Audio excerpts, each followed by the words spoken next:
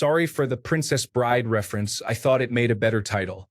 I just remembered this experience when I was over on another thread and realized this would be perfect for petty revenge.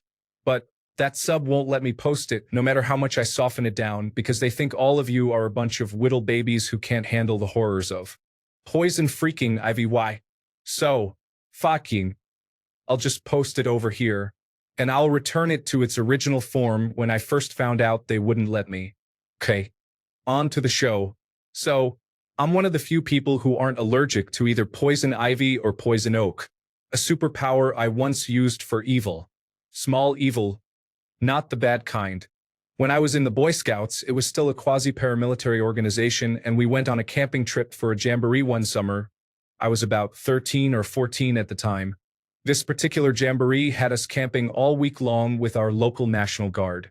They instructed us that week on shooting the M14 and M16 as well as the M2 and M249 machine guns. They also instructed us on pathfinding and had us running a 10-mile course through the Arkansas countryside.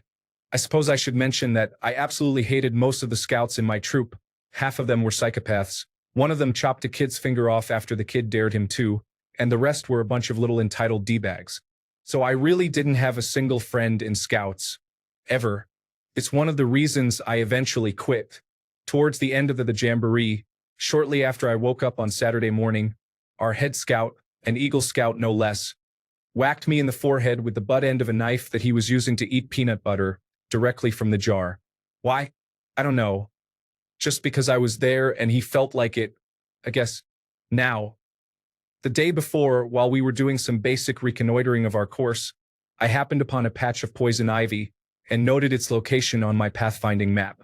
After the silverware incident, I honestly hadn't really thought of getting back at him or any of his other psychopathic sycophants who thought me getting thumped in the head was funny.